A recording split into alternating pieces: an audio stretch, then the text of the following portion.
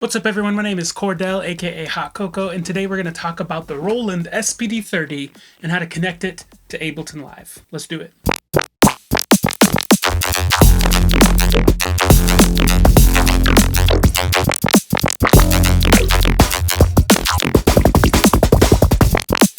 Okay, step one is you gotta plug this bad boy in. You take the power cable, plug that into the back, and then plug that into an outlet. From there you have two options. One is playing the internal sounds from the SPD-30, routing that into Ableton and listening to what comes with the machine. Route two is using the SPD-30 to control Ableton using MIDI, and you can play whatever's inside of Ableton using the SPD-30. That one's my favorite, but I'm gonna show you both.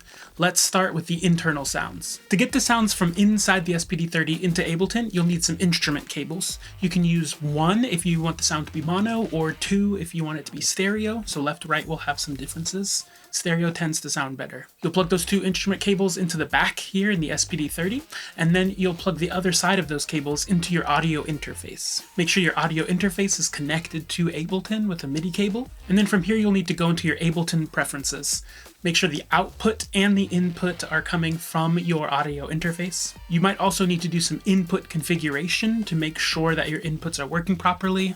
So you can just choose one if you're going mono, or you can choose 1/2. That's a stereo input. From there, you'll want to prep an audio track. So you can do Command T or Control T to create a new audio track.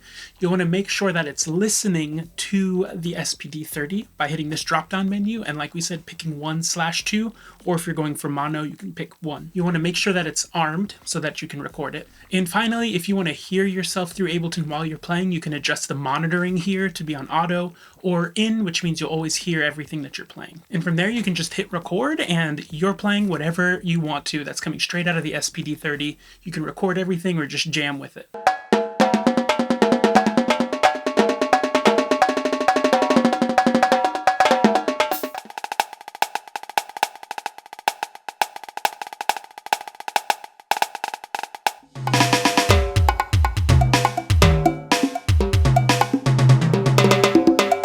There's some fun sounds in there, but what I prefer to do is just use the SPD-30 to control all my crazy imagination inside of Ableton. So let's do that next. Controlling Ableton with MIDI. So you can use a 5-pin MIDI cable. I tend to use a USB MIDI cable, but they pretty much do the same thing. Either way, plug the MIDI cable into the back of the SPD-30 and then plug the other end into your laptop or computer. Next, you'll want to cycle through the kits to a user kit down at the bottom. You'll use one of these blank slots to create a custom user kit. You can even rename it if you want to. Next, you'll want to open up your preferences inside Ableton, go to this panel right here, and then this will register that the SPD is actually plugged into Ableton. Go ahead, just check all these boxes, make sure they're all turned on. These are all the different ways that you can communicate with the SPD-30. If everything is plugged in and routed properly, when you hit the SPD-30, you should see this small indicator light up. That's letting you know that you're actually receiving MIDI signal from the hardware. Next, you'll need a MIDI track. The shortcut for this is Command-Shift-T. In this case, all you need to do is make sure that this MIDI track is receiving MIDI from your actual instrument. If you have multiple set up, you can choose which one, or you can just leave it in all ins and all the MIDI that you have connected will go to this track. And of course, make sure the track is armed. Now from here, the SPD-30 is just controlling this MIDI track. So you can put synths on it. I prefer to put drum racks on it. You can put groups that have multiple things on it. You can go crazy from here. You can even use MIDI mapping to have this control different things like turning stuff on and off or tempo, or like you can get really crazy with it. In my case, I like to use drum racks. And so one of the things you might need to do to set yourself up for success is change the signals that the pads are sending to Ableton. I like to look in the drum rack, see which notes are triggering which parts of the drum rack, and then assign those notes to the respective pads that I want to hit. First you'll hit menu, then you'll cycle over to MIDI, hit enter, then use these folder buttons to cycle over to the note tab. Press the pad that you want to adjust, then use this right knob to adjust the note that this pad is sending. You can either use the MIDI number or you can use the musical note number. Once everything corresponds the way that you'd like, you can just hit record and jam, go crazy.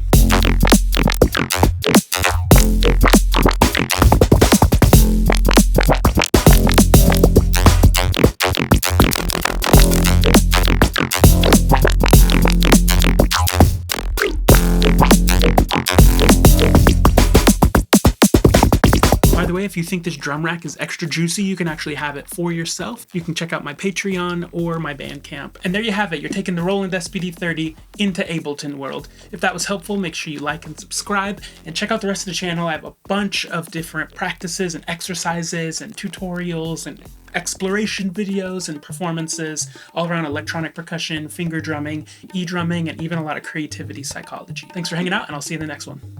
Peace.